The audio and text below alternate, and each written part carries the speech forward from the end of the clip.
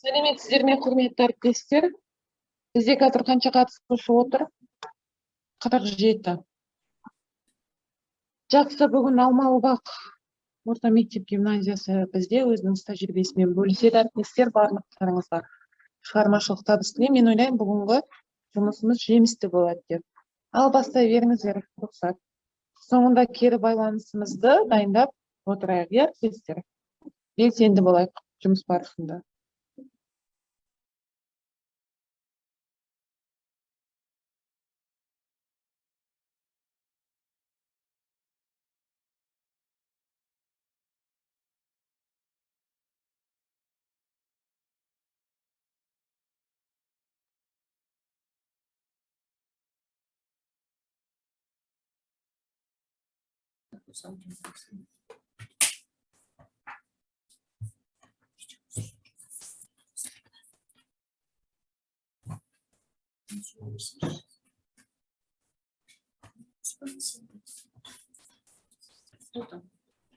Өзіңіз дұрыс қойдыңыз қайтадан.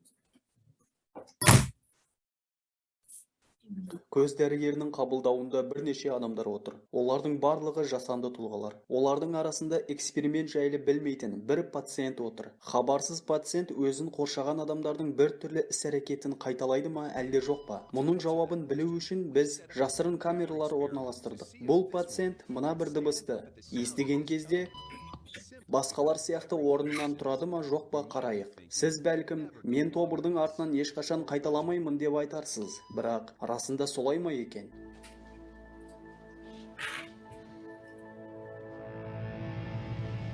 Міне, бар жоғы 3 рет қоңырау соғылған соң, не үшін екенін білмей, тобырдың іс-әрекетін қайталап, әлгі пациент орнынан тұрды. Егер біз тобырдағы адамдарды біртіндеп азайтсақ не болады? Elaine, please.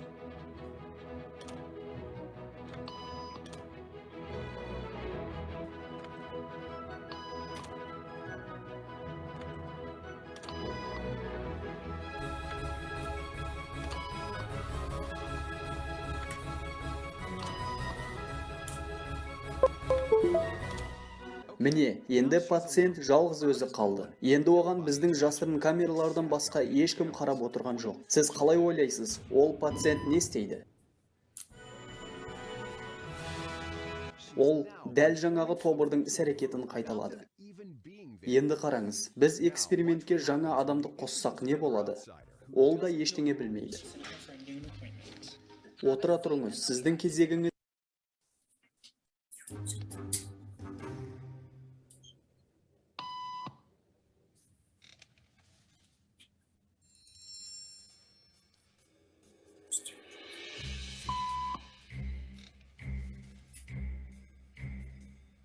Сіз неге тұрып жатсыз?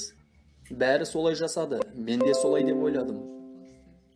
Қалай ойлайсыз, әлгі пациент жаңа келген пациентке де не істеу керектігін үйрете алады ма?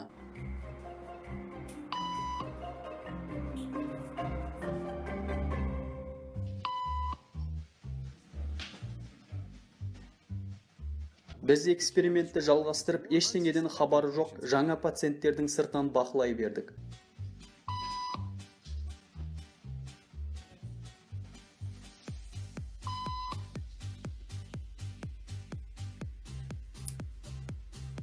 Ақырын, бірақ жоспарға сәйкес. Әлгі алғашқы пациент үшін кездейсоқ ерсі әрекет мына бөлмедегі барлық адамдарға әлеуметтік қалыпты жағдайға айналды. Бұл адамдардың миында не болып жатқанын түсіндіру үшін Пенсильвания университетінен Джон Бергерді шақырдық. Біз мұны әлеуметтік оқыту деп атаймыз, және ол балалық шақтан басталады. Қандай да бір әрекетті жасап жатқан адамдарды көрген кезде, біздің миымыз дәл-мәдәл қайталауға бұйырады. Мен барлығының орындарынан тұрып жатқанын көрген кезде, мен де оларға қосылуым керек екенін сезіндім. Яғни барлығы сияқты болуы үшін. Және олардың соңынан қайталауға кіріскенде, мен өзімді ыңғайлы сезіне бастадым. Бейімделгіштік қасиет біздерді әлеуметке сіңісуімізге жәрдем береді. Сондай-ақ қауіпті қылықтарды қайталауға да үйретеді. Тіпті мынау қырсық адамды да. Ол алғашында мына сандырақ әрекетті елемеді. Соңында бәрібір тобырға қосылды. Бұл жерде мынадай жағымсыз мәселе туындайды. Яғни тобырдың әсері біздің іс-әрекетімізді қаншалықты өзгерте алады. Себебі дәл осындай механизмдермен біздердің ойлау жүйеміз де қалыптасады. Енді елестетіп көріңіз, мына эксперименттегі жасанды тұлғалар қайталаған ерсі әрекет қалғандарына әлеуметтік қалыпты жағдайға айналды. Батыс идеологтарының зерттеуіне сәйкес, дәл осындай механизммен қоғамның да көзқарасын, ойлау жүйесін оп-оңай өзгертуге болады. Йозеф Геббельстің «Маған бұқаралық ақпарат құралдарын берсеңіздер, мен сонда кез келген халықты шошқаның тобырына айналдырамын. Мыңдаған мәрте қайталап айтылған өтірік шындыққа айналады. Азғырушылық сана сезімнен гөрі сезімге анағұрлым көп әсер етуі тиіс» деп айтқан сөздерін еске алыңыз. Батыс идеологтары адам психологиясының қалай жұмыс істейтінін жақсы біледі. Әлгі эксперименттегі жасанды тұлғалар секілді қоғамды өзгерту барысында жасанды тұлғалар да үлкен рөл атқарады. Олар әншілер, актерлар, спортшылар, жүргізушілер, журналистер, тілшілер, тағы да басқа сол сияқты танымал тұлғалар. Олардың баршасы шахмат тақтасындағы пешкалар іспетті. Мысалы, соңғы 50 жылдың ішінде халықтардың санасы анағұрлым өзгеріске ұшырады. Бұрын соңды ақыл құптамайтын ерсі қылықтар қазіргі таңда қалыпты жағдайға айналды. Шын мәнінде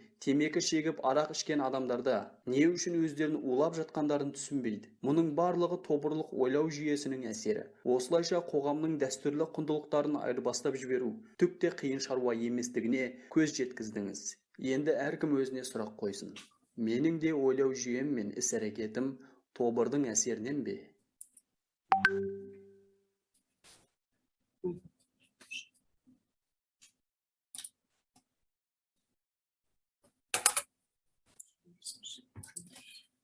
Сәлеметсіздер ме, құрметті әріптестер. Осы біз вебинарымызды осы бейне материалмен бастадық. Қалай ойлайсыздар? Осыдан не ой түйдіңіздер? Не байқадыңыздар? Сіздердің пікірлеріңізді тыңдағым келіп тұр.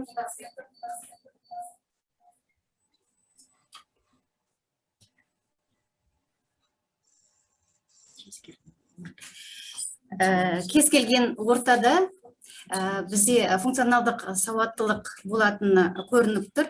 Яғни сіздер өздеріңіз байқағаныңыздай біз көргенімізді істейміз. Бұл адамзатқа тән қасиет. Яғни тек қана үйретіп айтып қана қоймай, біз барлығын өзіміздің ісімізбен дәлелдеу керек екенбіз.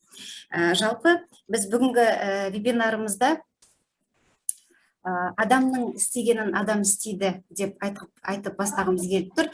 Бұл жердегі біздегі мектепте бұрыннан қалыптасқан үлкен жақсы үрдіс бар.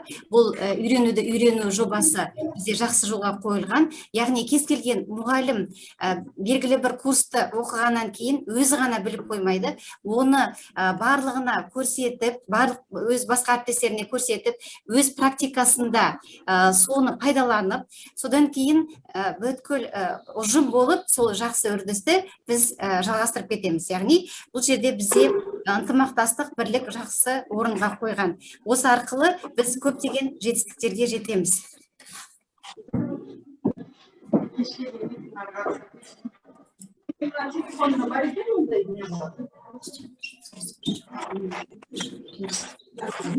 Жалпы бізде табысқа жетудің кілті ол ынтымақтастық, бірлік. Осы жерде құрметті әріптестер, микрофондарыңызды өшіріп қоюларыңызды сұраймын. Жалпы бізде мына пандемия кезінде өздеріңіз байқағандай біз әлемге есік аштық. Яғни біз көп нәрселерді білдік, көп нәрселерді түйдік, және сол жердегі әлемдегі болып жатқан жаңалықтардың барлығын біле білдік, көре білдік. Бұл бізге үлкен жетістік деп айтсақ болады. Енді біздің алдымызда отырған балалар кімдер? Әрине кішкене психология түрінен айтып кететін болсақ, жалпы біз қазір Z ұрпақтары деген сөзді өте жиі естіп тұрмыз. Осы Z ұрпақтары деген кімдер? Жалпы мектепте 4 ұрпақтың адамдары бар.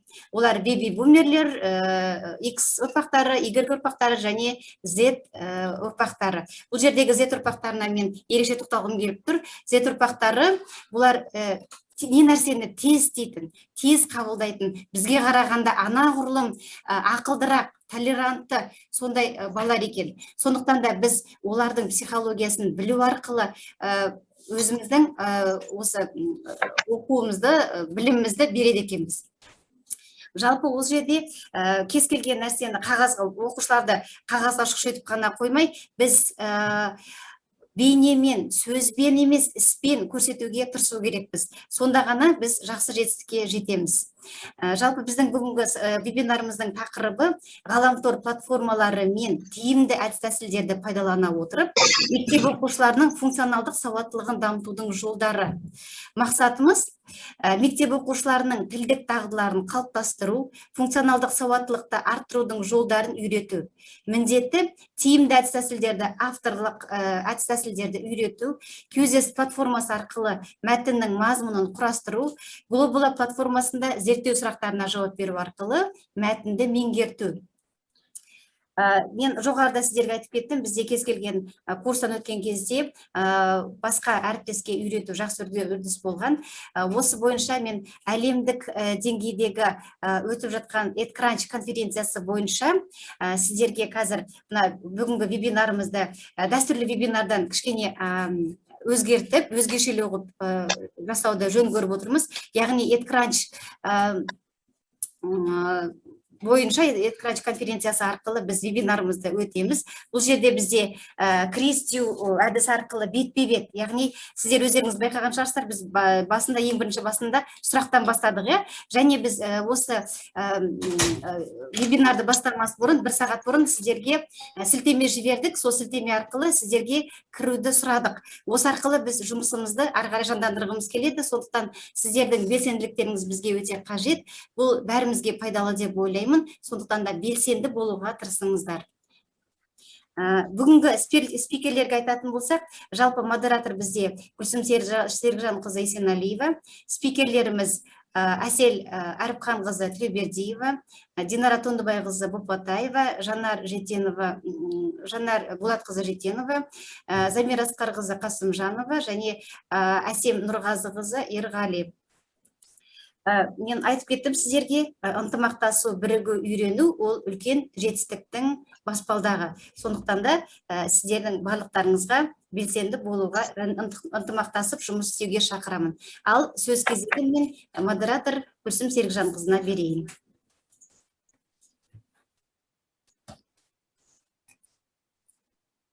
Сәлеметсіздер ме, құрметті әріптестер. Рахмет Жазира Тоқтағанына. Яғни бүгінгі біздің өткізейін деп отырған вебинарымыз өзгеше түрде өтпек. Яғни біз EdCrunch әдісін ала отырып, Кристюдің бет-бе-бет конференциясын өткіземіз.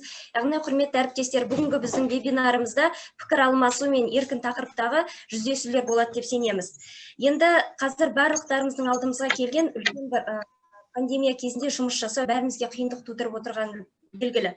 Дегенмен, бағанағы Жазира Тоқтағанның айтып кеткендей, Z ұрпақты тәрбиелеуде біз қандай жетістікке жете аламыз, және оларды біз қандай функционалды азамат ретінде тәрбие аламыз деген сұрақ бәріміздің алдымызда тұр. Яғни біз оларды дұрыс жолға қоюдағы, тәрбиелеудегі басты мақсат әрбір ұстаздың міндеті деп білеміз. Енді функционалды азамат деген кезде барлығымызға белгілі. Біз азаматты тәрбиелеген кезде ол бүгінгі алған теориялық білімін ертеңгі өмірінде қолдана білу керек. Ал ол деңгейге біз қалай жеткіземіз? Әрине, ол тұрғыда Қазақстан, білесіздер, Қазақстан бойынша, әлем бойынша PISA тапсырмалар жүргізіліп жатыр. Бұл PISA оқушылардың, яғни қандай деңгейде тұрғанын, Қазақстанның қандай деңгейге жеткен, және ол білім кеңістігіне шығалғанын анықтайтын бірден бір жол.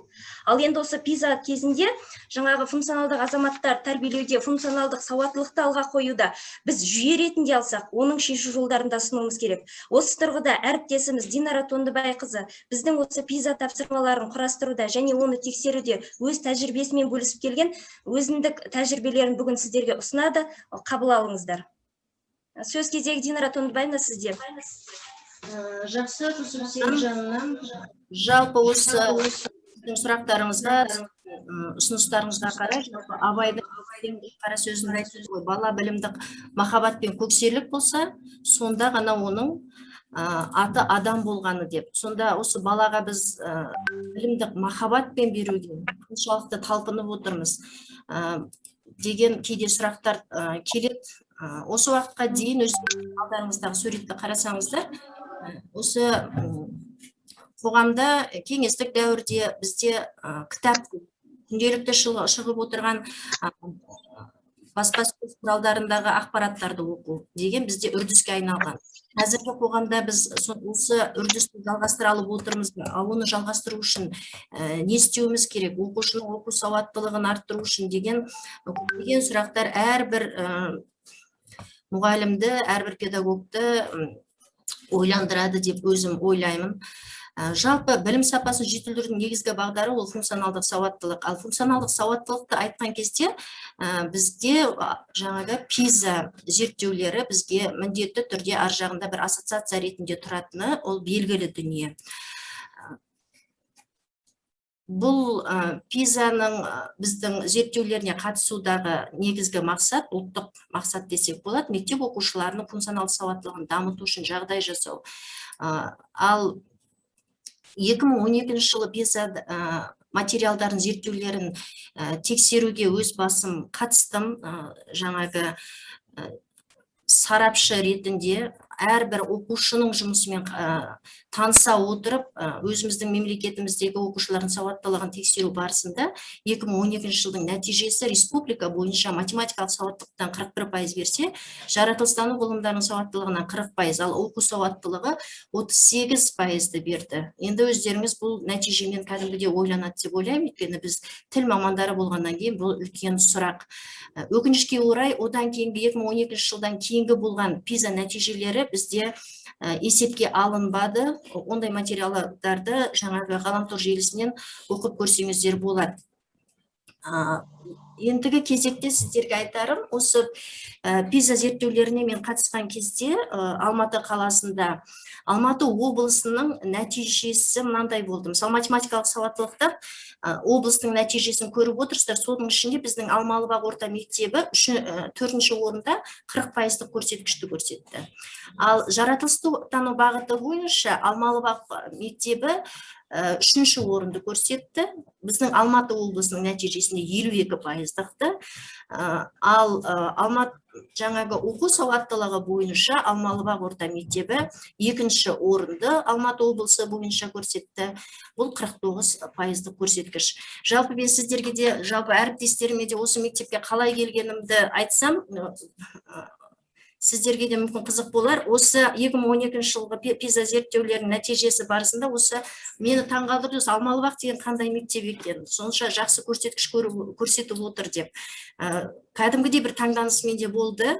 Кейін жаңағы отбасы жағдайына байланысты көшіп Қарасай ауданына келген кезде шынымен қай мектепте істегім келеді деген сұрақ өзіме қойған кезде осы Алмалыбақ орта мектебін шынымен осы PISA нәтижесі арқылы таңдадым десем, өтірік айтпаймын.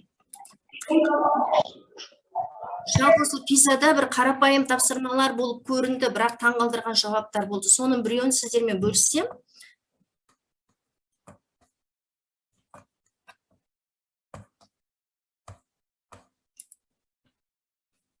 Мысалы, мынандай сызба берілген. Сызба бойынша бұл жерде француз тіліндегі романды оқып келуге оқушыларға тапсырма берілді. Сондықтан кітапхана картасына тапсырмаға тиесілі кітапты таба алатын орынды шеңберді белгілеңіз деген тапсырма. Жауаптары, мысалы, екінші сұрақтың А жауабы, жаңа кітаптар қайда орналасқан? Бұл жерде жазбаша жауап береді. Және жазбаша жауаптың бағалауы екінші сұрақтың жауабында да есепке алынады деп беріледі. Бұл орынның жаңа кітаптарды қоюға неге таңдалғанын түсіндіріңіз деген PISA-да сұрақ болды. Енді өздеріңіз көріп отырғандай, сұрақтың негізгі мақсаты жеке білім мен тәжірибеге сүйене отырып, кітапхана сызбасының объектісінің орналасуын болжап көрсету болатын. Ал бұл жердегі мені таңғалдырған жауап көп жағдайда кейде біздің осы мемлекетіміз бойынша оқушылар мен кітапханаға барма көрмедім, сондықтан білмеймін деген жауапты оқыған кезде бұл тікелей өзімізге қойылатын сұрақ, ата-анаға қойылатын сұрақ, ата-ананың кәдімгідей оқушыға баласына деген өзіндік бір сүйеніш болуы керек екенін, баланы кітапханаға апару керек екені туралы кәдімгідей тәрбие саласына тиесілі жауап болғандықтан көп ойландырды, бәріміз таңғалдық, неге бұлай жауап берді екен. Тіпті француз тіліндегі кітаптар деген сызбада көрініп тұр, бірақ соны неге оқушы жауап бермеді деген ойлар болды. Енді қарасаңыздар, пизаның бағалауында кодтарды көріп отырсыздар. Мына 9 дегеніміз мүлдем жауап жазылмаған жағдайда беріледі, 0 қате жауапқа қойылады бағалауы бойынша. Ал жартылай дұрыс жауапқа бірінші сұрақта 1 балл ғана, ал нақты жауапқа 2 балл екінші сұраққа беріліп отыр, жазылым материал болғандықтан. Бұл бағалау критерийі пизаға тән. Ойланайық. Енді жалпы бұл жердегі менің айта кеткім келіп отырғаны, пизаның берілгені барлығы 13 тапсырма, 13 тапсырмада 2-3 сұрақтан келеді. Қараңыздар, иә? Сонда 2 балдық жүйе тек қана 3 тапсырмаға берілген. Бұл қалай? Бағалау кодтарында ерекшеліктерге көңіл бөлген боларсыздар. Оқушы тапсырманың 50% мүлдем жауап жазбаған жағдайда шынары қате жауап болады. Баланың функционалдық сауаттылығын 100 балдық деңгеймен есептейді. Ал 22 сұрақтан тұратын тапсырмаларға жаңағы жауап максималды түрде оқушы жауап беретін болса, онда 27 балл жинайды екен. Бұл жоғарғы деңгейдегі функционалдық сауаттылық жасөспірімнің нәтижесі болып есептелінеді. Енді осы жердегі айта кеткім келетіні, мына бір мектеп директоры бұл хатты жұмысқа тұрған әрбір мұғалімге жіберіп отырған дейді. Құрметті ұстаз, мен концлагерьде өз көзімен көрген адамын, мен көргенде ешбір тірі жан көрмесін. Ғалымдардың, инженерлердің газ камераларын қалай құрастырғанын, ең білікті деген дәрігерлер балаларды қалай уландырғанын, арнайы үйретілген медбикелердің нәрестелерді қалай өлтіргенін, жоғары оқу орнын бітірген сауатты дегендер балалар мен әйелдерді қалай атып және өртегенін. Сондықтан мен білімге сенбеймін. Мен сізден шәкірттердің ең бірінші адам болуға көмектесуін сұраймын. Сіздің ең күш жігеріңіз ешқашан эхмандық монстрларды және психопаттардың пайда болуына алып келмесін. Оқу, жазу, арифметика біздің балаларымызға адам болуына көмектескенде ғана маңызды болып табылады деген екен. Бұны мен не үшін айтып отырмын? Осы пиза тапсырмаларында оқушылардың қатыгез жауаптары өте көп болды. Жаңағы лимонды печенье аллергия берсе де мен досыма жегізіп көретін едім деген сияқты қатыгез жауаптарды оқыған кезде осы хат менің есіме түсті.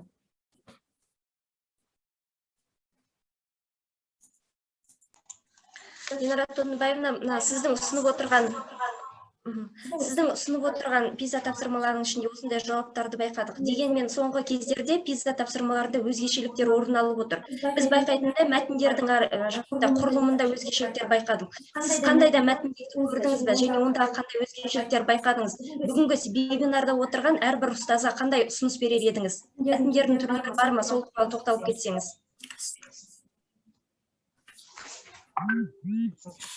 Иә, әрине, осындай негізі зерттеулерге қатысу әрбір педагогқа керек дүние деп ойлаймын. Өйткені менің де маман ретінде өзіме көптеген дүниелер алдым, кемшіліктерімді көрдім. Сонымен қатар мен сіздерге ұсынар едім, оқушылардың оқу сауаттылығын арттыру мақсатында графикалық ақпараттарды мәтін құрастыруда пайдаланудың ерекшеліктерін. Бұда оқушылардың тілдік дағдыларын қалыптастыруда графикалық сызбаларды мәліметтерді жүйелі қолдана отырып мәтін құрастыра білуді баулу. Неге дейсіздер ғой? Өйткені жаңағы графикалық сызба тапсырмалар берілген кезде оқушылар соны орындай алмайды, жауап бере алмайды. Ол үшін біз мектепте оқушы сол сызба арқылы мәтін құрауға қалыптастыруымыз керек. Бала сызбаны мәтін ретінде өзі жазып, өзім сызбаны, графиканы өзі сөйлеткен жағдайда кез келген жаңағы пиза тапсырмасын орындау оған ешқандай да қиындық тудырмайды деп ойлаймын. Енді мысал алатын болсақ, оқушыларға берілген 2018 жылғы мәлімет Астана қаласы мәдениет ұйымдарының желісі.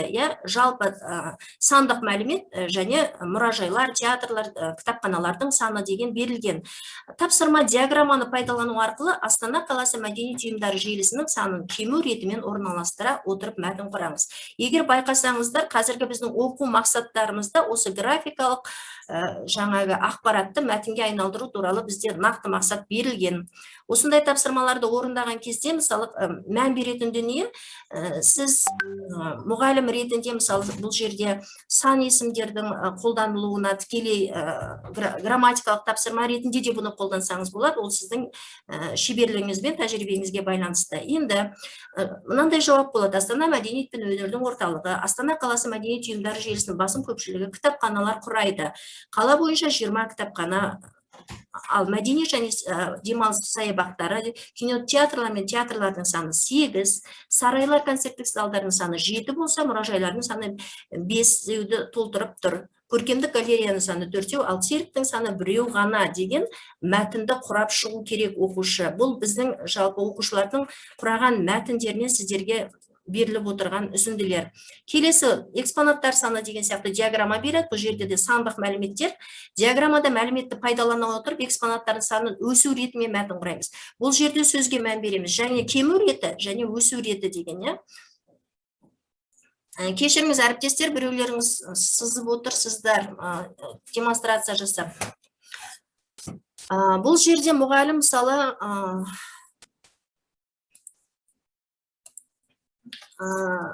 тапсырмада төменде көрсетілген диаграмманың қайсысын таңдау керек? Жаңағы дұрыс жауапты таңдау керек. Обновите ме?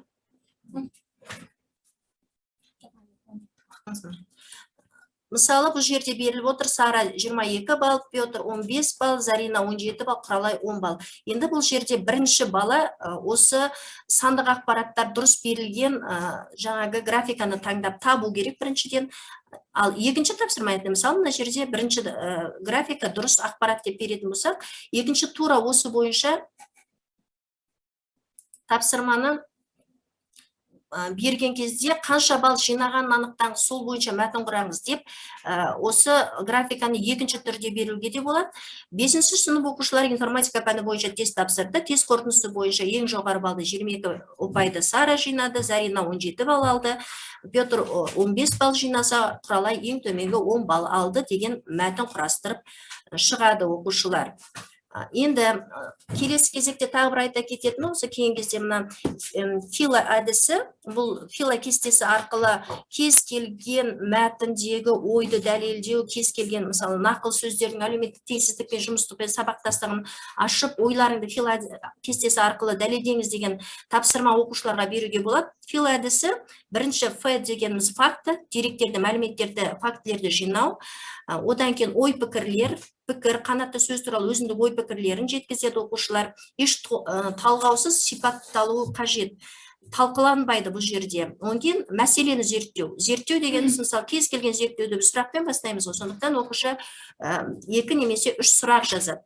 Одан кейін жұмыс жоспары. Бұл жерде осы алынған ақпараттан түйген ой бойынша болашақта осы ақпаратты қалай пайдаланады, не істейді деген шағын зерттеу жүргізуге де болады. Міне жауаптар, мысалы, Абайдың кейбіреулерге қанша мал бітсе де байлық бітпейді деген сөзі. Конфуцийдің байлық адамдардың астары, бірақ ол маған еңбексіз келсе, мен оны пайдаланбаймын. Кедейлік адамдардың қорқынышы, бірақ ол мен еңбегіме сай келсе, мен онан қысылмаймын дейді. Осы берілген пікірлерде оқушылар жаңа фила әдісі бойынша талқылап шығады. Өздеріңізде беріліп отыр, мысалы 10-шы сынып оқушыларының байлық ақшадан емес, көптеген ақша табатын, бірақ рухани бай адамдар бар.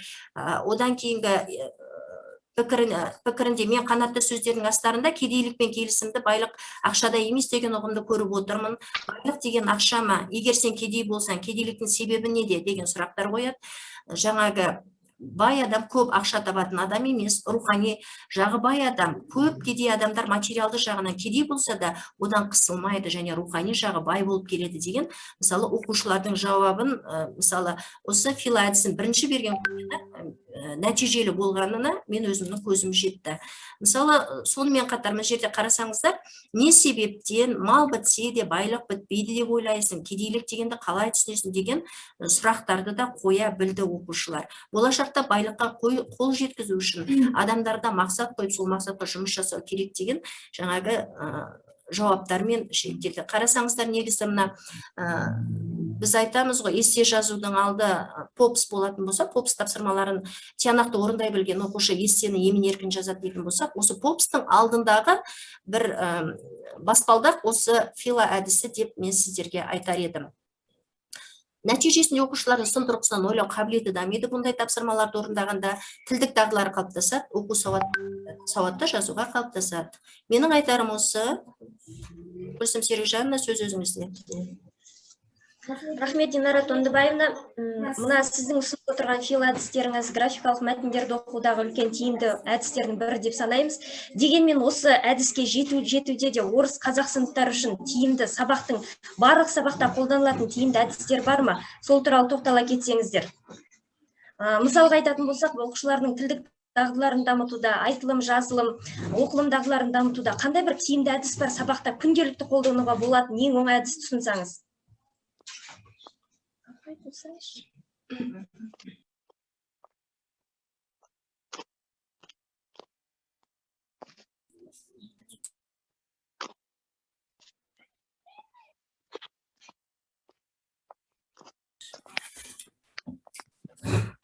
Рахмет, Гүлсім Серікжанқызы. Құрметті әріптестер, мен бұл сұраққа былай жауап берер едім.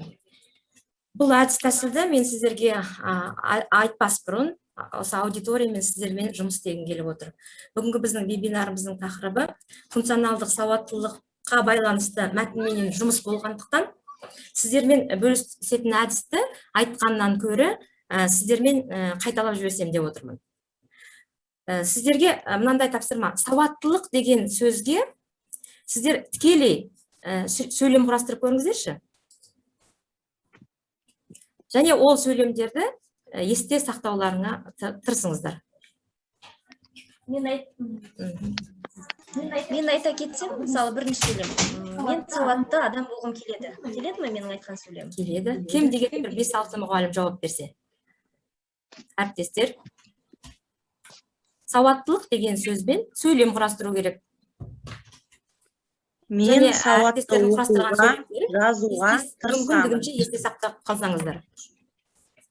Мен сауатты оқуға, жазуға тырысамын.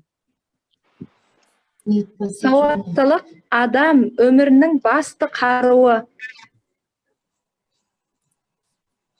Сауаттылық алған білімді өмірлік міндеттерді шешу үшін қолдана алу қабілеті. Жақсы.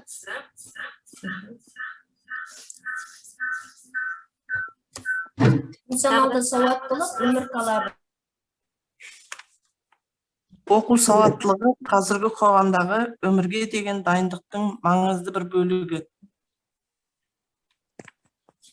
Рахмет, жақсы. Тағы да әріптестер. Осы бағанадан бері айтылып жатқан сөйлемдерді естеріңізде сақтап қалсаңыздар.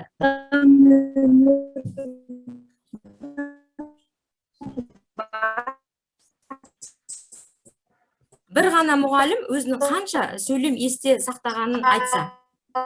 Қазір міне біз 5-6 сөйлем айтылды сауаттылыққа байланысты. Қанша мұғалім қанша сөйлемді есіне сақтап қалды? Қанша сөйлем айтылды? Олай болса, мұғалімдер, әріптестер, бүгінгі сіздермен таныстыратын әдіс тәсіл осы Алмалыбақ мектебінің қазақ тілі мен әдебиет пәнінің мұғалімі, біздің әріптесіміз Бопатаева Динара Тондыбайқызының жасаған авторлық әдісі.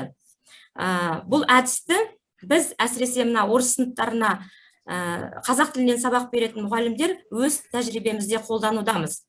Әдісті сабақтың тақырыбына қатысты бір сөз пайдалану арқылы, немесе жаңа сөзді пайдалану арқылы алып шығуға болады. Бірақ кез келген әдісті мақсатқа негіздейміз. Бұл тек қана қазақ тілі сабағында емес, кез келген пәнді, кез келген аудиториямен жұмыс істеуге өте ыңғайлы әдіс. Сонда сабақты оқушы өзі алып шығады, мәтінді құрайды, тілдік дағдының 4-еуі де іске асады. Соңында оқушылар өздері мәтінді құрап, дәптерлеріне жазып отырады. Бұл әдістің мақсаты бір ауыз сөз әдісін қолдану арқылы қазақ тілі пәнін екінші тіл ретінде оқитын сыныптардағы оқушылардың тілдік дағдыларын ықпал ету.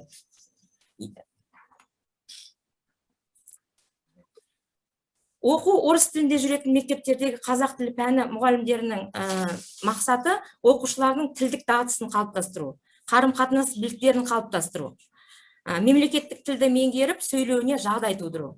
Бұл орайда қазақ тілін оқытудың озық технологиясын меңгеру бұл үлкен істің бастамасы.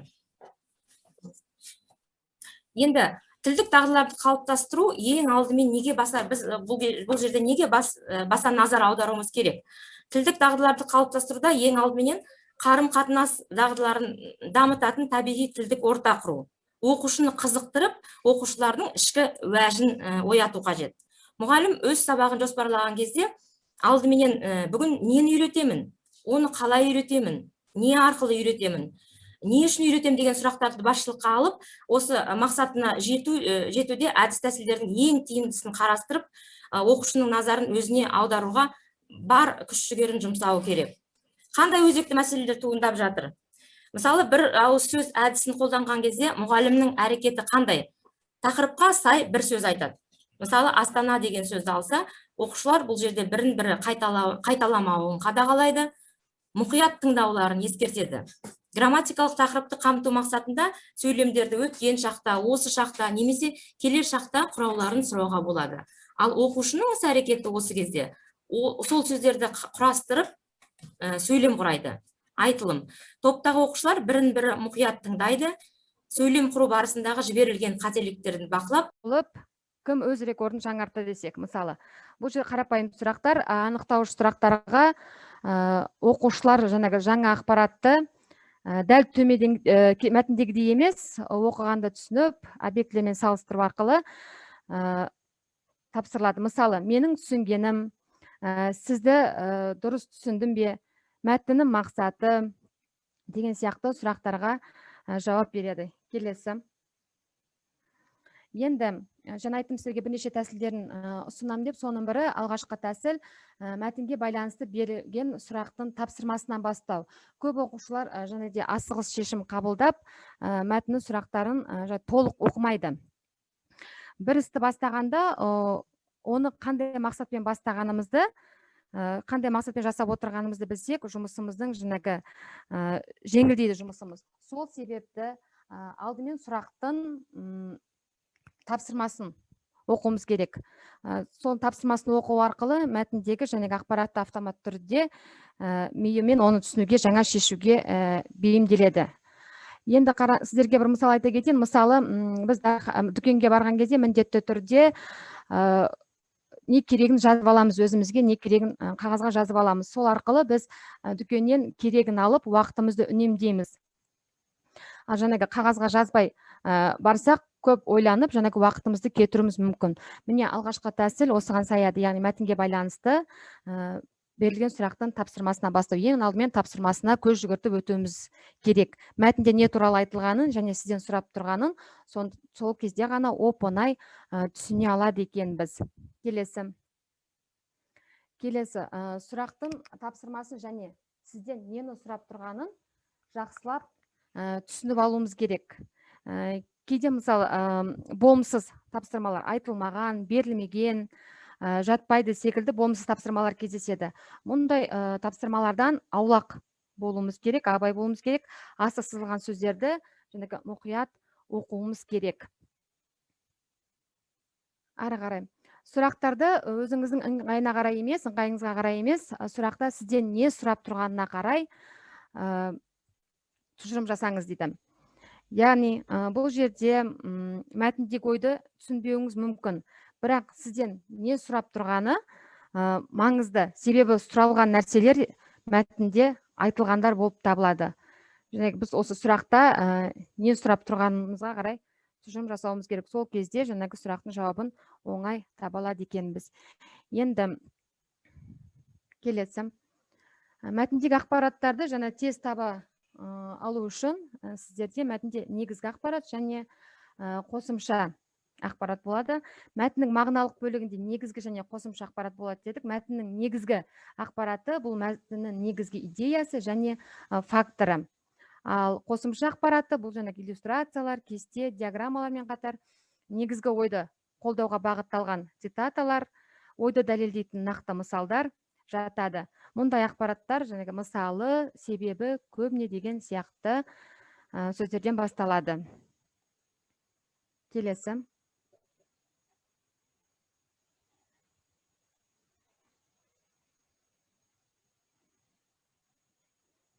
Келесі ары қарай оқудың түрлерімен хабардар болу керек. Бұл жерде 3 түрін алдым. Яғни біріншісі мазмұнын түсініп оқу немесе көз жүгіртіп оқу. Кейде мәтінді толық оқымай көз жүгіртіп оқимыз. Екінші, нақты ақпараттарды табу үшін, мәтін ішіндегі ақпаратты тауып алу үшін оқу. Яғни ол үшін, мысалға айтатын болсақ, мәтіннен қажетті пайыздарды, көрсеткіштерді, жылдарды немесе қажетті сөздерді тауып алсақ жеткілікті. Үшінші оқу, бұл бізде детальды түрде оқу. Бұл жерде яғни әрбір сөздің мәтінді сөзбе-сөз оқу. Мысалы, келісім шарттағы, талаптардағы немесе нұсқаулықтарды түсіну үшін сөзбе-сөз оқылады. Бұл бізде детальды оқудың түрі болып табылады. Барлық жауап нұсқаларын келесі тәсіл, бұл жерде міндетті түрде қарап шығуымыз керек. Кейде бізде болады А жауап нұсқасын шатастырушы болу мүмкін. Яғни шатастыру үшін А нұсқасына беріледі. Бұл жерде мәтінге байланысты А нұсқасы жауап нұсқасы да болуы мүмкін. Ықтимал. Бірақ басқа да жауап нұсқалары мәтіннің мағынасын одан да жақсы түсіндіре алатындай болуы мүмкін. Сол үшін біз барлық жауап нұсқаларын мұқият оқуымыз керек.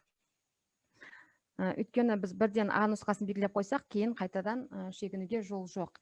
Және де тағы да бір ескертетін жайт, ұзақ көлемді мәтіндерден қорықпаңыз. Бұл жерде яғни сұрақтың ұзақтығы мен қиындығы көбінесе бірдей болмайды. Кейде мысалы бір бетті алатын сұрақтар басқаларға қарағанда әлдеқайда оңайырақ болуы мүмкін. Ұзақ сұрақтарда көбінесе оқиға беріледі де, оларды есте сақтау қабілетіміз жеңіл болған үшін оларды көз алдымызға елестетіп, сұрақтың жауабын оңай табуға болады екен.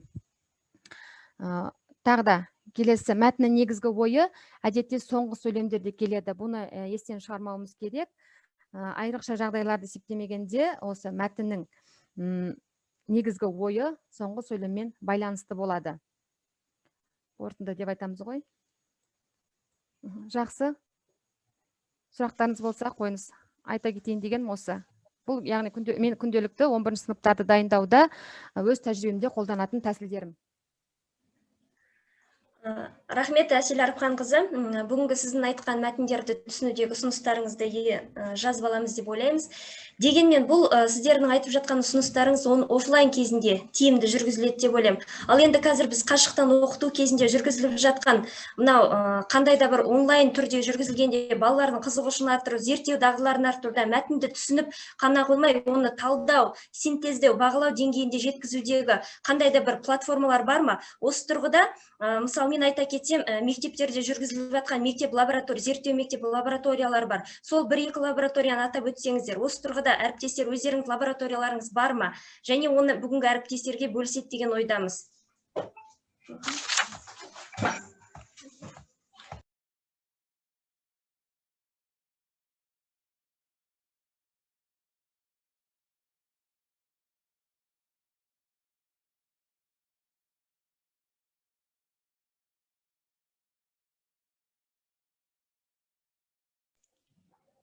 Рахмет Гүлсім Сержанна. Гүлсім Сержаннаның сұрағына мен жауап ете кетсем. Қайырлы күн, құрметті әріптестер. Менің аты жөнім Ерғали Әсем Нұрғазықызы, мен қазақ тілі мен әдебиет пәні мұғалімімін. Бүгінгі вебинарда сіздермен мәтінді талдауда глобал платформасын пайдалану тақырыбында өз ойыммен, өз тәжірибеммен бөліскім келеді. Қазіргі уақытта қашықтан оқыту жағдайын біз қазір аралас форматта оқып жатырмыз ғой, жарты дәстүрлі форматта және қашықтан оқыту жағдайында. Осы алдыңғы наурыз айынан бастап, бізде мамыр айынан бастап Қазақстан ең алғашқы мектептердің бірі болып Global Up платформасымен жұмыс істеуді бастады. Альберт Эйнштейннің мынандай сөзі бар ғой: мен еш уақытта өз оқушыларыма еш нәрсе үйретпеймін, тек қана олардың оқуы үшін жағдай жасатамын.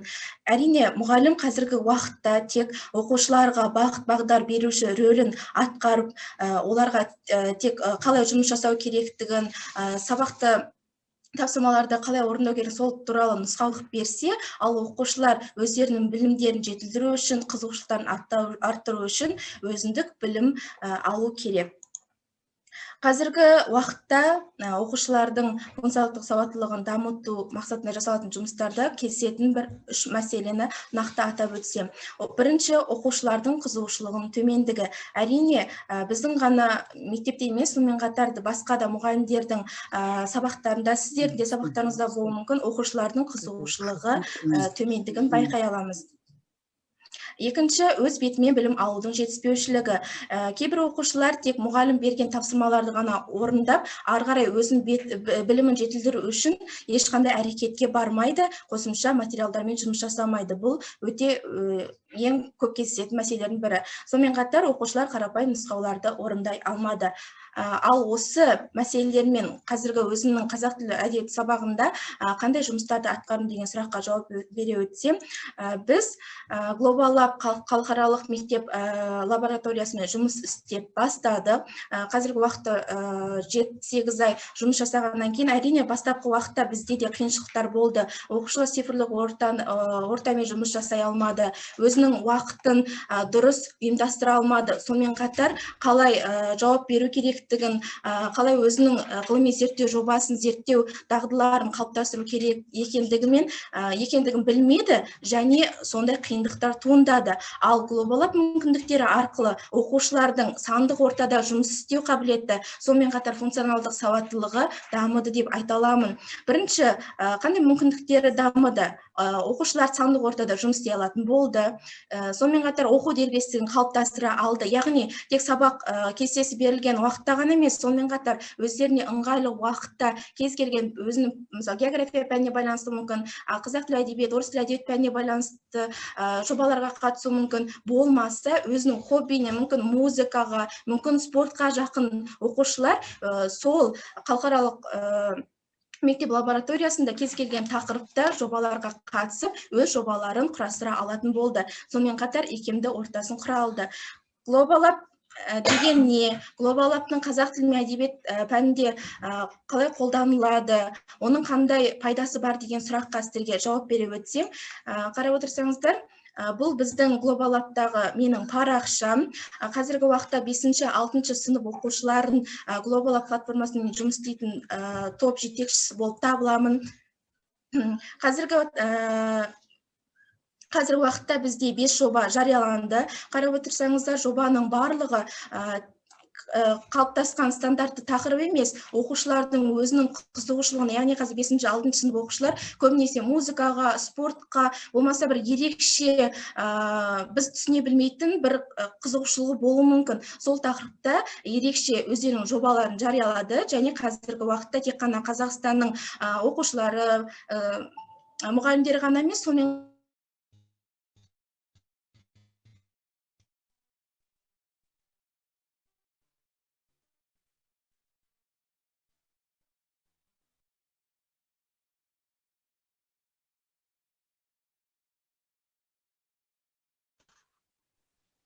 дағдыларын, құзыреттіліктерін дамытуда. Ал қазіргі қазақ тілі мен әдебиет сабағында өзім қолданған 4 жобамен сіздерді таныстырғым келеді. Бірінші, оқырман күнделігі, екінші, қызыл кітапша парақшасымен, үшінші, көркем әдебиеттің адам дамуына қандай әсері бар деген осы 3 жоба.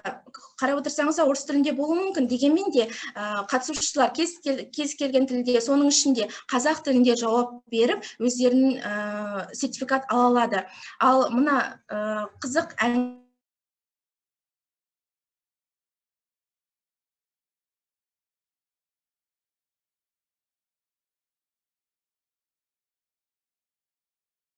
функционалдық сауаттылығын арттыруға бағытталған. Қарап отырсаңыздар, білім алушылар болмаса мұғалімдер осы жобаға анкетаны толтыру батырмасын басу арқылы өзіне жобада берілген сұрақтарға жауап бере алады.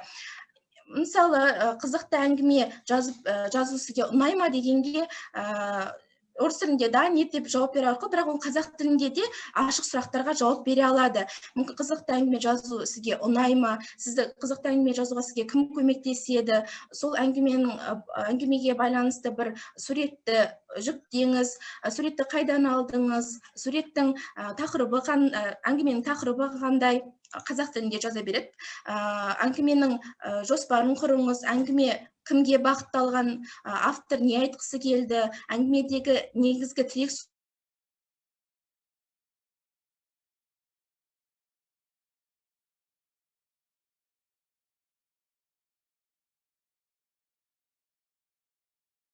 қазақ тілі сабағында мәтінді құрастыруға байланысты, болмаса қазақ әдебиеті сабағында шығармаға байланысты тапсырмалар берген кезде оқушыларға осы глобал апта сілтемесін беру арқылы оқушы сабақ ортасында осы сұрақтарға жауап бере алады. Бұл бізге не береді? Бірінші, оқушылардың функционалдық сауаттылығы артады. Екінші, оқушы сандық, яғни цифрлық ортада жұмыс істей алады. Тек WhatsApp желісінде, Zoom желісінде ғана емес, дәптерге жазу ғана емес, сонымен қатар ол оқушы цифрлық ортаны, яғни компьютер, ноутбук, телефонды пайдалану арқылы оқушылардың қызығушылығы артады. Яғни бұл стандартты біз оқытып жүрген жүйеден бөлек өздерінің оқушылардың қызығушылығын арттыратын бір цифрлық орта деп мен нақты айта аламын. Сонымен қатар қазіргі таңда оқушылардың функционалдық сауаттылығын арттыруға тікелей бағытталған 2 жоба әзірленіп, модерацияда жасалынуда. Бұл жобаның бірі жасап отқан Гүлсім Сержанна. Бірінші жобаның тақырыбы эссе жазуды білесіз бе? Бұл жобада тікелей оқушылардың функционалдық сауаттылығын, әсіресе соның ішінде эссені жазу дағдыларын қалыптастыруға тікелей бағытталған жоба. Өздеріңіз білетіндей, қазіргі оқушылардың көбісі эссе жазудың қағидаларын, ережелерін білмейді, қандай аргументтерді қолдану керектігін, қандай дәлелдер болу керек, кіріспе бөлім қандай болу керек деген сұрақтарға оқушылар жауап беруге қиналады. Ал осы жоба тікелей оқушының эссе жазу қабілетін арттыруға бағытталған. Қарап отырсаңыз, бұл жобада мынандай сұрақтар қамтылды. Эссе жазуда сіз неге сүйенесіз?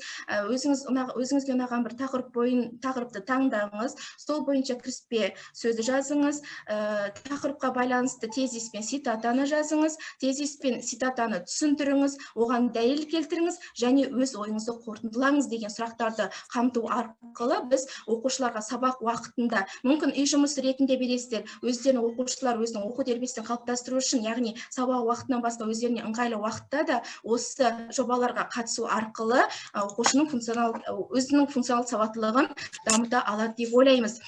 Келесі, бұл жоба мәтінді талдаудың формасын білейік. Бұл да тікелей оқушының сауаттылығын арттыруға бағытталған.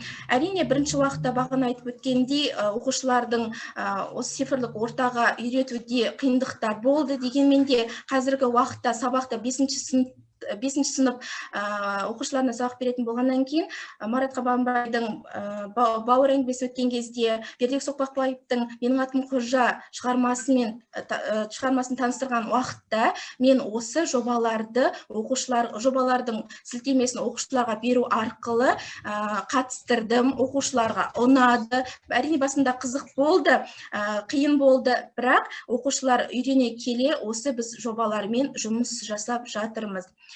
Сөзімді қорытындылай келе, оқушылардың қандай құзыреттіліктері артты.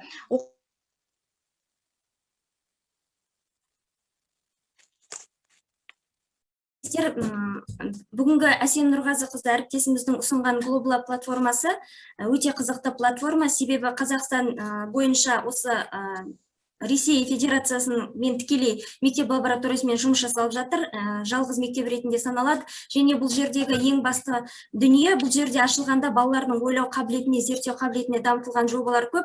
Дегенмен біз өзіміздің әріптестер ретінде бірге отырып, ақылдаса отырып, осы 5-ші сыныпта, 7 және 8-ші және өзімізге қазіргі кезде 9-ші, 11-ші сыныптарда жазып жүрген аргументативті эссені дұрыс жазу негізіндегі мақсаттарды ала отырып жобаны құрып қойдық. Бұл жобалар қазір 2 жоба модерациядан шыққан кейін кез келгендеріңіз өз сыныптарыңызда осыны қолдануларыңызға болады. Дегенмен соңғы кездерде айтылып жатыр ғой, үй жұмысына берілген тапсырмалар тым көп болмау керек дейді. Және эссе жазуда баланы жалықтырып алмаймын десеңіздер, осы жобаларға қатысу арқылы сіздер және балалардың шығармашылық үй жұмысын беру арқылы сіздер өздеріңіздің балаларыңыздың зерттеу қабілетін дамытуға үлкен көмек ретінде танылады. Сондықтан бүгінгі Global платформасы бұл мектеп тек қана атауы ғана емес, бұл жалпы оқушылардың зерттеу қабілетін дамытатын мектеп жаңағы лабораториясы, халықаралық мектеп лабораториясы болып саналады. Ал енді әріптестер, біз бағанадан бері жалпы онлайн кезінде, қашықтан оқыту кезінде біз оқушылардың қызығушылығын қалай жоғалтып алмауымызға болады және мотивациясын қалай дамытамыз деген сұрақ аясында төңірегінде тоқталып келеміз. Бірақ сабақ барысында біз осы мәтіндерді дұрыс түсінуде, талдауда, зерттеуде және бағалауда біз қандай да бір платформаларды ұсына аламыз ба? Осы тұрғыда мен сөз кезегімді әріптесім Замира Асқарқызына бергім келеді.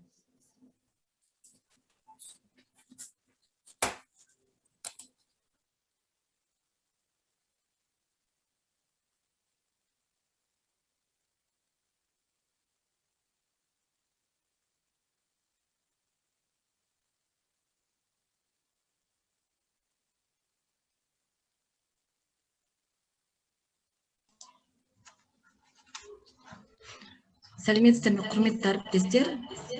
Менің аты жөнім Қасымжанова Замира Асқарқызы.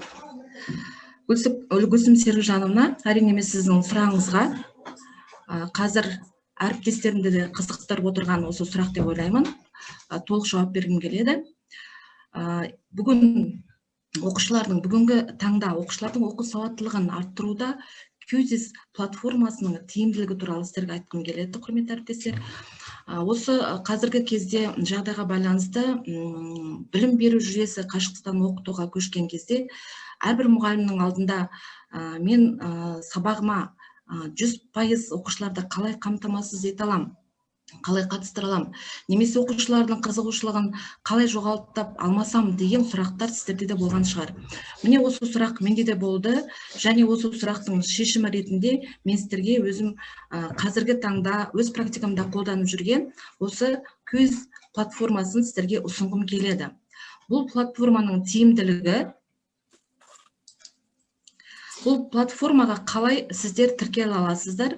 Бірінші, бұл платформаға Google аккаунт арқылы немесе электрондық пошталарыңыз арқылы тіркеле аласыздар. Ал егер өздеріңіздің компьютерлеріңізге немесе ноутбуктарыңызға қосымшасын жүктеп алсаңыздар, бұл сіздердің жұмыстарыңызды жеңілдетеді. Екінші бір керемет ерекшелігі, бұл платформада барлық пәндер бойынша кез келген тақырыпқа дайын викториналық тапсырмаларды тауып сабақтарыңызда қолдансаңыздар болады. Енді өз тәжірибемде бұл платформаның менің жұмысымна қандай пайдасы болды деген сұрақтармен бөліссем, бірінші, сабақ тақырыптары мен оқу мақсаттарына қарай өздеріңіз интерактивті сабақ дайындай аласыздар.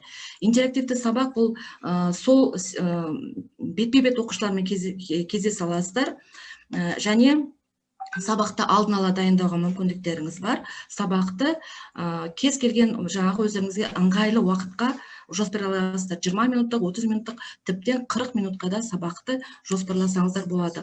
Бұл 40 минуттың ішінде балалар бұл сабақтан еш жалықпайды. Екінші, сабақты бекіту мақсатында викториналық сұрақтар дайындай аласыз. Бұл викториналық сұрақтарды сабақтың басында немесе үй тапсырмасы ретінде берсеңіздер болады. Үшінші, мәтіннің мазмұнын түсіну, талдау мақсатында тапсырмалар дайындай аласыз. Бұл біздің бүгінгі тікелей вебинарымыздың тақырыбына байланысты.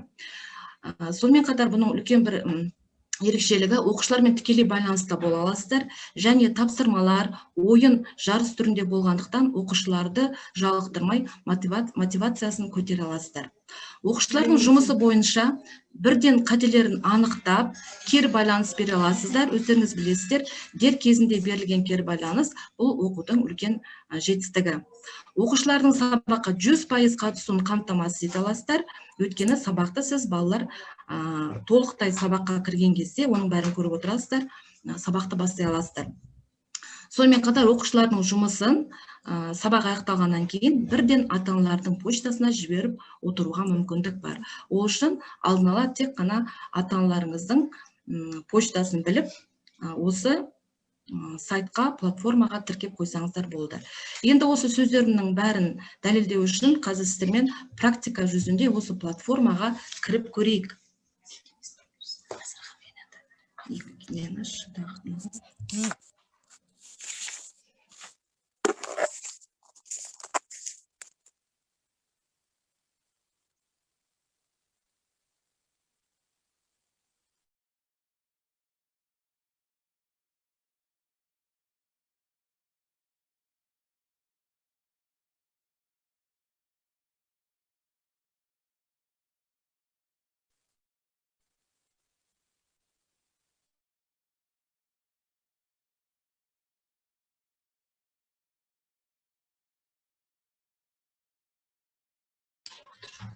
Ал құрметті әріптестер, мына қазір мен ашып қойдым осы платформаны.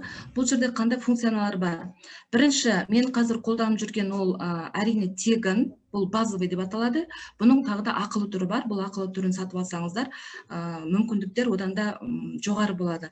Немесе бұл жерде видеоларды қолдансаңыздар болады, және басқа да көптеген мүмкіндіктер бар.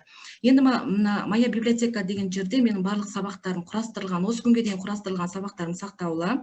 Отчеты деген жерде оқушылардың жалпы жұмыстарының нәтижесін көре аласыздар. Классы деген жерде, бұл жерде алдын ала оқушыларға сілтеме жіберу арқылы сынып құрастырып қоясыз. Және сол сілтемені сол құрастырылған сыныпқа жібересіз болады. Бұл жұмысты классрумда да істеуге болады. Настройка деген жерде, мына жердің бір ерекшелігі, әрбір құрастырылған сұрағыңыздың уақытын өзіңіз белгілеп қоя аласыз. 1 минут немесе секунд немесе 3 минуттық, ол өзіңіз берген сұрақтардың күрделігіне немесе қарапайымдылығына байланысты. Бұдан да басқа көптеген жаңағы функционалар бар. Енді бұны әлде сіздерге өздеріңізге танысып зерттеуге тура келеді. Қазір уақытты үнемдеу мақсатында мен бірден сабаққа көшейін. Мына жерде екі маған нұсқа беріліп тұр. Біріншісі, начать живой урок дейді. Мен сабағымды дәл қазір осы сәтте бастаймын. Немесе бұл сабақты мен үй тапсырмасы ретінде балаларға берсем болады. Тек мен алдын ала ссылкасын жіберемін. Қазір мен начать живой урок деп бастым. Сіздерге естіліп тұр ғой, құрметті әріптестер? Вот настоящее время дейді. Мен бұл сабақты қазір өтемін сіздермен бірге. Көрейік. Мына жерде міне ашылды. Енді мына ссылка шығып тұр. Сол ссылканы мен копировать етемін де сіздерге қазір WhatsApp-қа жіберемін. Сіздер осы сілтеме арқылы менің қазіргі сабағыма қосылсаңыздар болады.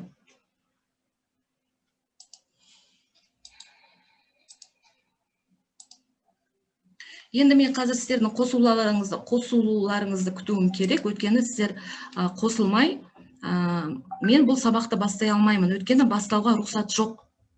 Сол үшін сол бағана мен жүрген ссылкамен тезірек сабаққа қосылсаңыздар.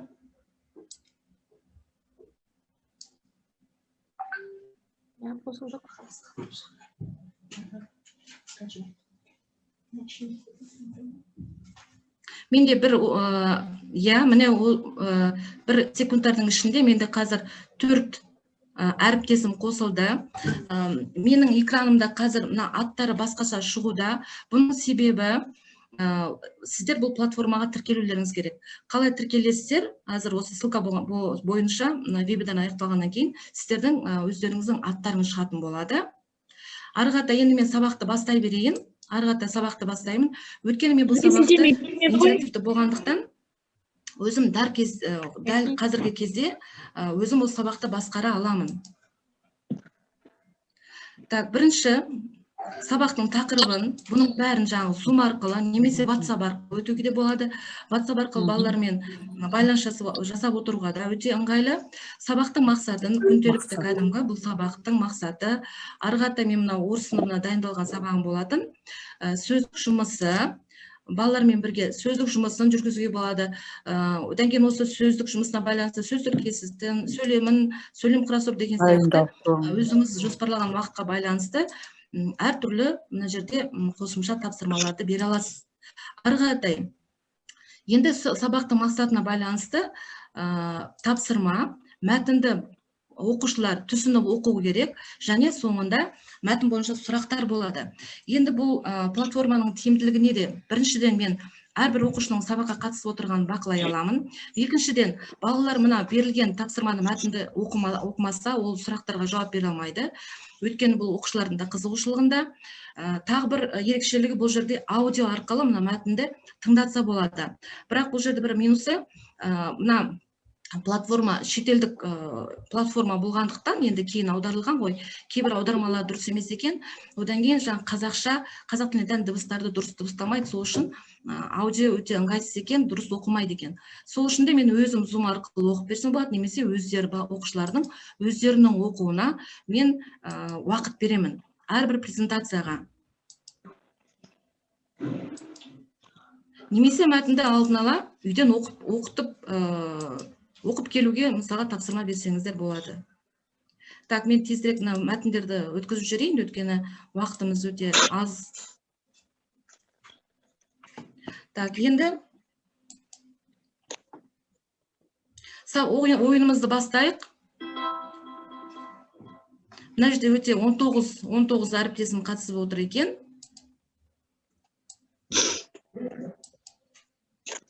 Так, әрбір сұраққа 3 минут, 2 минут немесе 1 минут уақыт беруге болады. Сіздер үлгермей жатсыздар ғой деймін, мен тез басып іздеп жатырмын ғой деймін. Енді мына сұраққа өздеріңіз тезірек басып жауап бере қойыңыздар. Шашу дәстүрі ненің белгісі? Бұл жерде оқушылардың соңында мониторингі, біріншіден дұрыс жауаптарына байланысты, және оқушы қаншалықты тез сұрақты түсініп жауап берді, соғанда байланысты болады. Мысалға, уақыт уже аяқталып келе жатыр. Мен бұл тапсырманы 45 секундқа берген болатымын. Енді тапсырмалардың күрделі немесе оңайлығына қарай істеп уақытты өздеріңіз. Мына жерде бірінші орында, міне, әрбір оқушының бірінші орында кім екенін көрініп тұрады, аты-жөндері жазылып тұрады, және жинаған ұпай сандары шығып тұрады. Келесі сұрақ осылай. Уақыт біткеннен кейін, бірінен кейін бірі ауысып шығып тұрады. Атастыру салтының ұғымы қандай? Бұның бәрін оқушылар мәтінді түсініп оқу арқылы ғана жауап бере алады.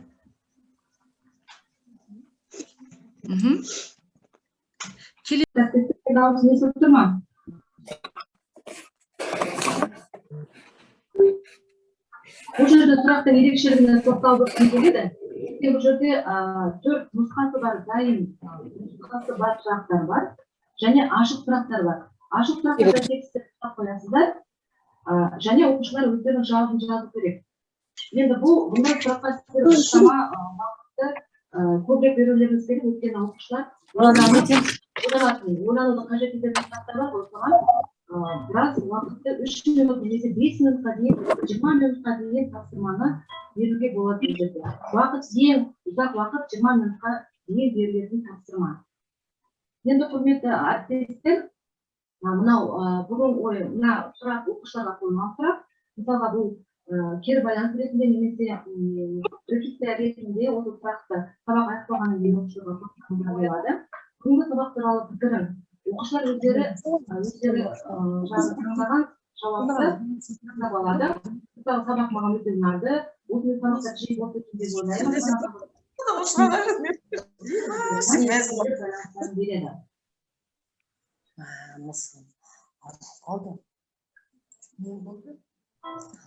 Енді құрметті әріптестер, бірден осы платформада сіздерден де кері байланысты алып жүрсек деген ойдамыз. Сол үшін де мына 2 сұраққа жауаптарыңызды осы чатқа жазсаңыздар, осы платформада. Бүгінгі вебинардан қандай ой түйдіңіз? Бүгінгі вебинардан қандай ұсыныс айтар Мен қазір сіздер жазған жауаптарыңыздың бәрін өзімнің экраннан көріп оқып отырамын. Және сабақ барысында мен бірден оны скриншот жасап оқушыларға жіберіп отырсам болады. Немесе әр оқушының жауабы бойынша я осындай жауаптарыңызды жазып жіберсеңіздер, өзі барып келіп жүретін. өте жақсы енді әріптесіммен бизнес өтеді қойды ғой деймін. 3 күн болды, оны қозғалмай отыр. Конойдың астына кіріп алған. Мысық. Не, бұл платформаның тиімділігі осында жерде ешбір оқушы назардан тыс қалмайды. Әр оқушының жұмысын өстіп оқып, тікелей байланыста бола аласыздар. Мен енді көбінесе зумда мүмкіншілік болған қағидада зумда өтсем, немесе WhatsApp арқылы өтсем. Олар WhatsApp арқылы кіреді, мен осы платформа арқылы балалармен сөйлесіп отырамын. Кешір, мен саған звондай алмадым. Бергеле, қап-қара бір жігіт жабысып қой, бергеле. Рахмет, әріптестер, тек қана жағымды кері байланыс алып жатырмыз. Бұл кері байланыс сізге 3 минут уақытқа берген болатын. Мен 3 минут уақытты күтсем болады. Немесе күтпей, егер оқушылар сұрағыма жауап беріп қойған болса, онда келесі тапсырмаға көшіп өтсем болады. Немесе сабақ аяқтай берген болады.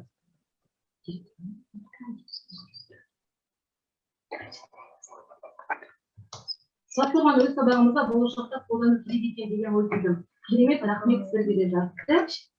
Қазіргі мен сабағымда қатысып отырған әріптестерімнің саны 30, осының бәрін бақылап көріп отырмын. Енді бір сыныпта 25-30 оқушы болады, осы сабаққа түгелдей қатыса алады. Және мен әрбір оқушының, немесе әрбір мұғалімнің маған берген кері байланысын көріп отырмын. Енді келесі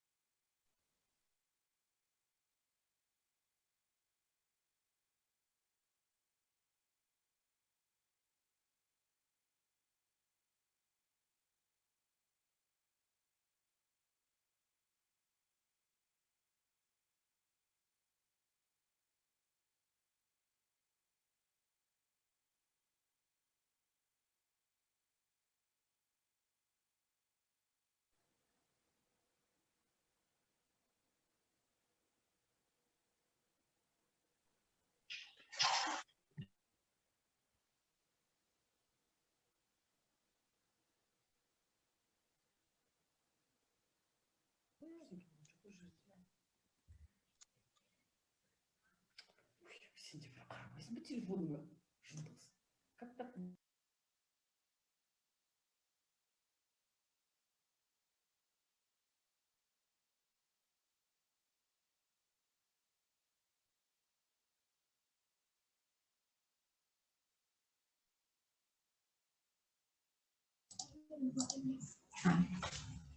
Құрметті әріптестер, мына жерде міне сіздердің жұмыстарыңыздың қорытындысы шықты. Міне, әрбір сұрақ бойынша, мысалға мен мына жерде әрбір оқушының қай сұраққа дұрыс жауап берген, немесе дұрыс жауап бермеген көруме болады. Және мына соңындағы мына конверт дейді ғой, сол конвертке назар аударсаңыздар, электронная почта для родителей деп тұр. Алдын ала егер ата-аналарыңыздың электрондық почтасын алсаңыздар, бірден оқушының жауабын, оқушының жаңағы нәтижесін жіберіп отырсаңыздар болады. Және әр оқушының қаншалықты тапсырманы, қанша процентке орындағанын көріп отырасыздар. Енді обзор деп тұр, мына жерде вопросы деген бассаңыздар, әр сұрақ бойынша, міне көрдіңіздер ме, бірінші сұраққа қанша оқушы дұрыс жауап берді. Әр сұрақтың, мысалы, мына жерде сұрақтың атауы шығып тұр. Mesela Қыз жібек фильмдегі қандай салт дәстүр кездесті. Міне осы сұрақтың қайсысына қанша пайыз оқушылар дұрыс жауап берді. Соның бәрін сіздер толықтай түгелдей көріп, бірден сабақтан кейін кері байланыс жасаңыздар болады. Обзор вопросов дегенге басатын болса, мына жерде жалпы оқушылардың міне қай сұраққа дұрыс жауап бергендері көрініп тұр. Мына жасылмен боялып тұрғандар, яғни дұрыс жауаптар, көкпен боялғандар бұл соңындағы кері байланысқа арналған сұрақтар, ал қызылмен боялғандар, яғни сұраққа дұрыс жауап бермеген оқушылар. Так, жалпы енді точность деген бастырмаға назар аударсаңыздар, сабақтың, бүгінгі сабағыңыздың қанша пайызға өтілгенін өзіңізге кері байланыс ретінде жауапты ала аласыз. Мысалға, бүгінгі қазір мен сіздерге көрсетілген сабағым, өйткені біріншіден бұл асығыс болды. Мен сіздерге мәтінді оқуға мүмкіндік берген жоқпын, сіздер мәтінді оқыған жоқсыздар, сол үшін сұрақты түсінген жоқсыздар. Жалпы менің сабағымның сапасы тек 11% көрсетіп тұр. Енді сіздер әрине осы пайыз күнделікті жоғарылап отыратын болса, яғни бұл сіздердің үлкен жетістіктеріңіз болып табылады. Жалпы қатысқан әріптесімнің саны 31, сұрақ саны 8, ал сабақтың сапасы 11%-ке өтіп тұр екен. Міне осыны скриншот арқылы оқушыларға жіберсеңіздер болады. Міне осындай платформа арқылы сабақтарыңызды қызықты және тиімді өтсеңіздер болады. Құрметті әріптестер, сұрақтарыңыз болса, мен жауап бере аламын. Енді бұл платформаға қалай кіру керек, қалай жұмыс істеу туралы сұрақ болса, осы чатқа жазсаңыздар болады. Жалпы енді Google формаға кірсеңіздер, жұмыс істеу керектігі туралы нұсқаулықтар, енді бір аударып сөздер дұрыс емес, сол үшін мен бұл платформаны барысында біраз қиналдым. Себебі ағылшын тілінде көп жазылған, енді аударма бойынша соңында әйтеуір өсіп сабақты құрастырып шықтым. Енді әлде бұл платформаны зерттеу керек деп ойлаймын. Бұдан да басқа көптеген қосымша мүмкіндіктері бар. Ал құрметті әріптестер, назарларыңызға рахмет. Енді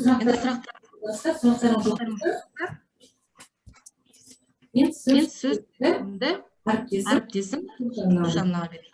Рахмет, Зарина қызы. Бүгінгі сіздің ұсынған платформасы өте платформа ретінде қабылдаймыз, және біз сабағымызда қолданамыз деп сенемін, және бүгінгі әріптестеріне қажетті алды деген ойдамыз. Енді әріптестерге бүгін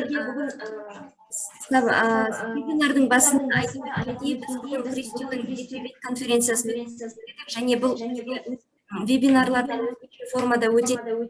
Бұл жаңағы планерлық жаңағы дискуссия ретінде өтті, және ой қозғадық. Сұрақ қою арқылы біз бірнеше сұрақтың жауаптарын таптық деп ойлаймыз.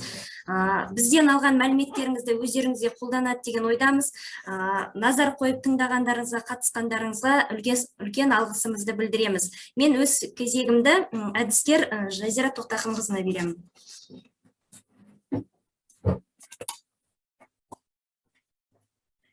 Құрметті әріптестер, ғылым қалғып кетсе, сауатсыздық бас көтереді дейді. Сондықтан да бізде мына үздіксіз білім алу деген эдкранчта жақсы көтерілген мәселе болды. Бұл жерде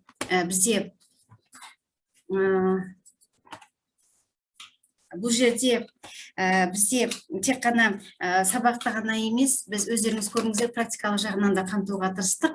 Сіздерге пайдалы болды деген үміттеміз. Жалпы осы жерде айтарымыз, эдкранчта біз тыңдап отырған кезде мынандай сұрақтар болды. Әртүрлі маман иелері келді, сол маман иелеріне сұрады. Егер сіз осы пандемияның болатынын алдын ала білсеңіз, не істер едіңіз деген сұрақ қойған кезде, ол кісілердің барлығының жауаптары мен бірінші кезекте мұғалімге көмектесер едім деді. Яғни бұл дегеніміз әлем бойынша білімді бірінші орынға қоятынын көрініп тұр, және осы мұғалімге артылған жүк қай кезде де салмағы ауыр екенін көруімізге болады.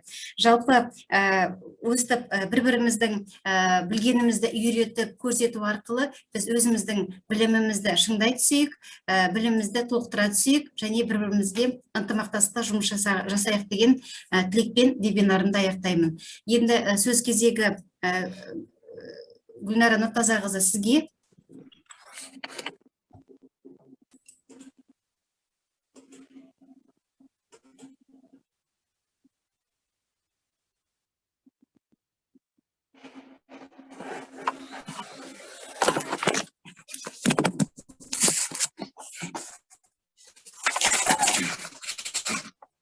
Нұртазақызы, сіз осындасыз ба?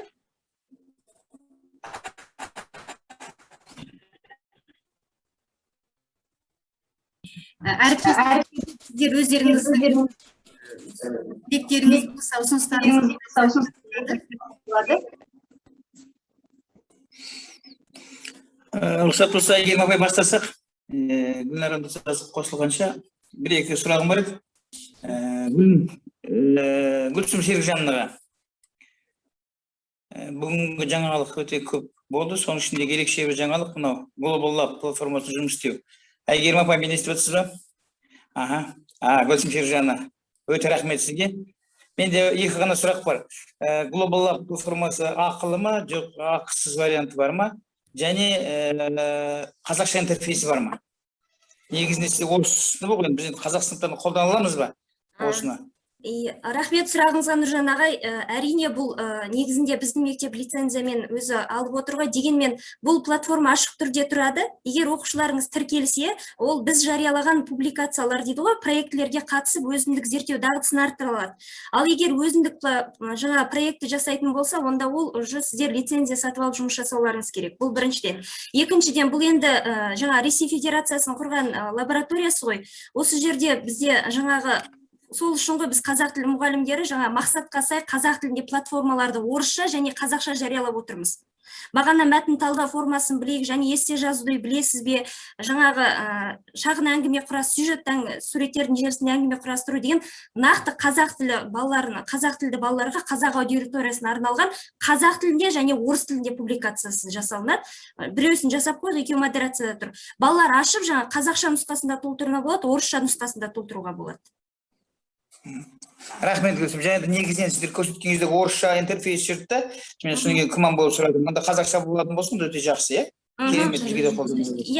Қазақшасында мына кірген кезде публикацияны зерттеудің үстін басасыз ғой, қатысу деген жерде қазақша және орысша деген тіл тұрады.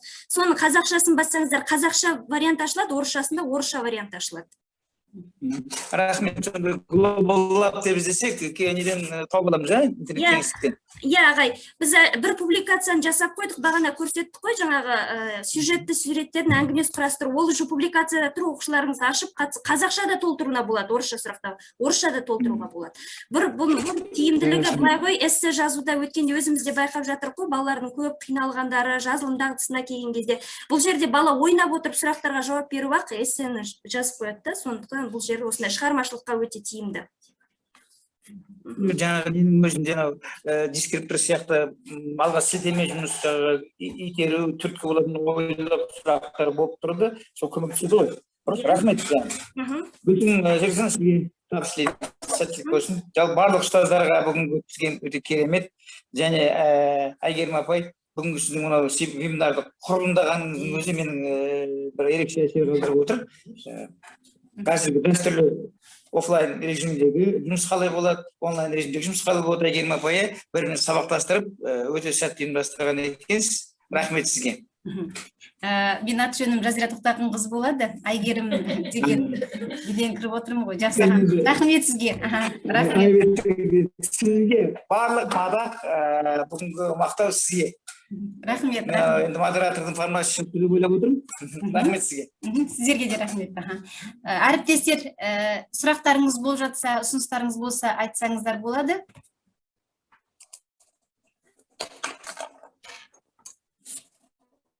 Егер сұрақтарыңыз жоқ болса, онда біз вебинарды аяқтайық.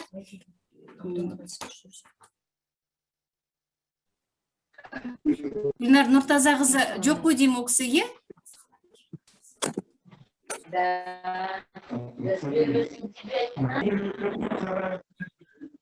Ол кісі жоқ сияқты, онда вебинарымызды аяқтай берейік.